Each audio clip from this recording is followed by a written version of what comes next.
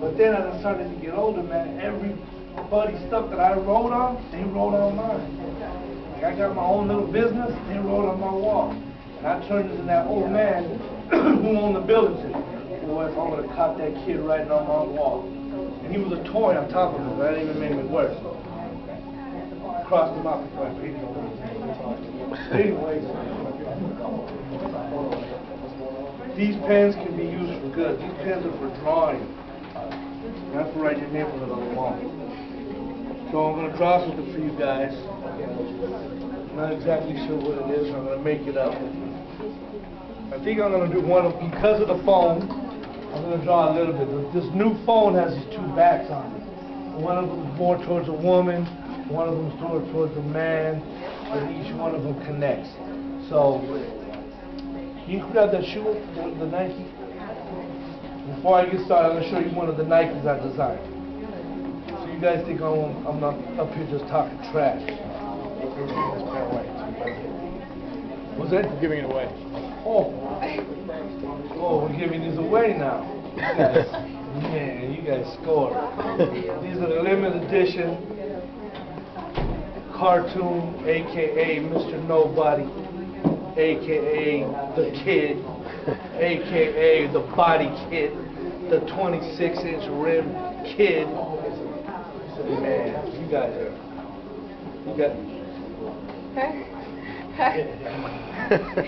They should make that a cologne.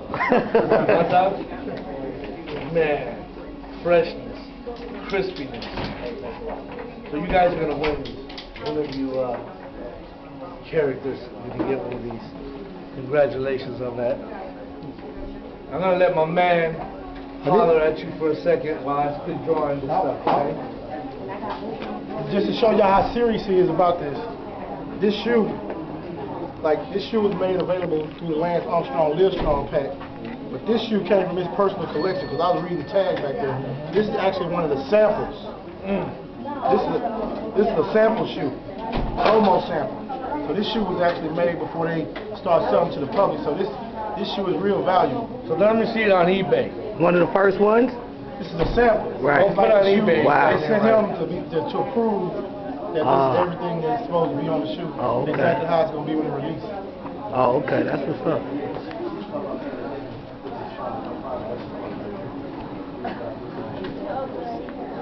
Looks about right. Okay, now I'm going to open it up for questions for you guys. Mr. Cartoon at work. We're opening up for questions. Don't be shy. Don't feel that you're going to ask. The only thing worse than you guys would think of stupid questions is nobody asking no questions. That makes fools look scary. And I know you guys ain't scary. So then who's going to ask the first question? Anything you want to know. And no, I'm not going to fix up your tattoos. I just want...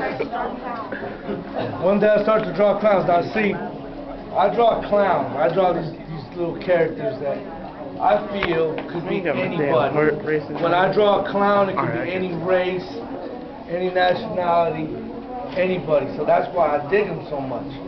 Plus, I have the soul of a clown, which usually makes me blow it at the most crucial moment. So, clowns were kind of something that was real popular during the 60s, you feel me? So back then in the 60s, and I collect 60 Impalas. I love 60 Chevys, right? So, if you were a kid, most likely you would have a little clown come to your party and trip out. Tears of a Clown, Smokey Robinson was singing, you know what I'm saying? So clowns, I grew up and my older homeboys had clowns tattooed all over them.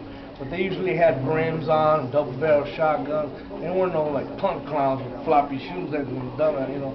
They were sick, you know what I'm saying? So I was like, damn, that's hard, I like that, you know, I relate to that. So I started drawing my own clowns, you know what I'm saying? So I took something that was real old and made it mine, you know what I'm saying? So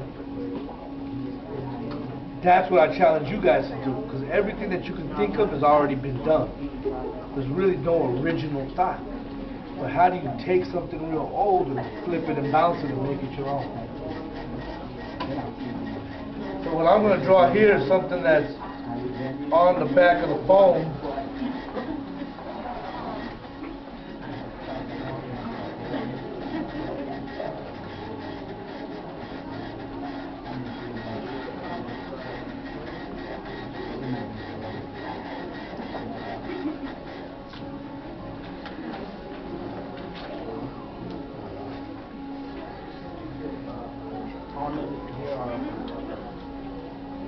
Who's got the next question?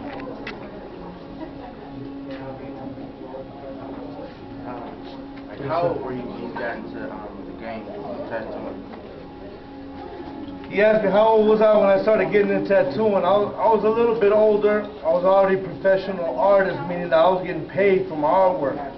But what I used to do back then is I used to airbrush the trunks of lowriders.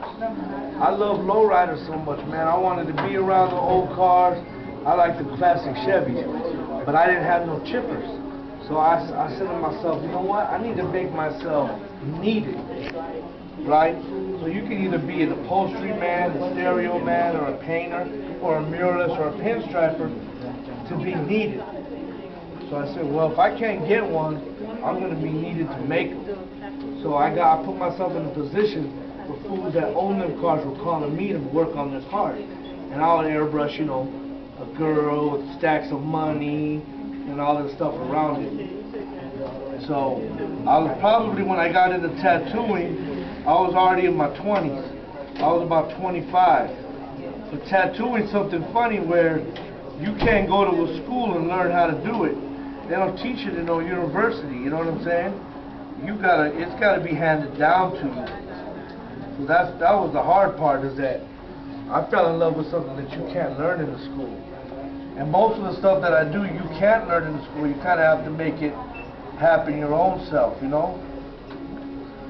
So tattooing was extremely hard to get into because all the guys that were doing it were angry dinosaurs too. They were a bunch of old men that, you know, they didn't like the idea of a young kid getting into it, especially someone like me that was able to draw.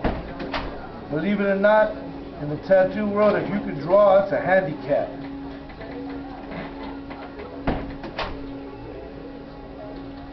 So what I did when I started tattooing is I said, not only am I going to help myself, but I'm going to give every tattoo artist a raise at the same time. You know what I'm saying? Because I couldn't understand it. Like, I would do a logo for someone, and I would make, say, $5,000 doing the logo, right? But then doing the tattoo, they want to give me $500. But the tattoo was 10 times harder than the logo. Shouldn't it be the other way around? And you can look at a lot of sports athletes and see that they drive in a Lambo, they're driving a Bentley, they got exclusive Jordans on, they got $1 million in jewelry, and some drunk tattoo. And I'm like, wow, that's real twisted. The only thing that you can take to the grave are the things you're trying to save money on. You know what I'm saying? Can't take the Lambo's gonna play out. Once they get the new body style. The rims are gonna play out. The shoes will get older, we see the new along the line. The only thing that you can take to the box, to the dirt nap, is the tattoo. So that's when I made the decision to have no part with what everyone else was doing. But along the way, you cut off a lot of people that can't afford those tattoos. I can't even afford them tattoos. But I got easy financing. You pay me all the money up front, then every month your payments are zero. No interest. Add that up. Fly top, Mr. Cartoon. I'll be back in a minute with more.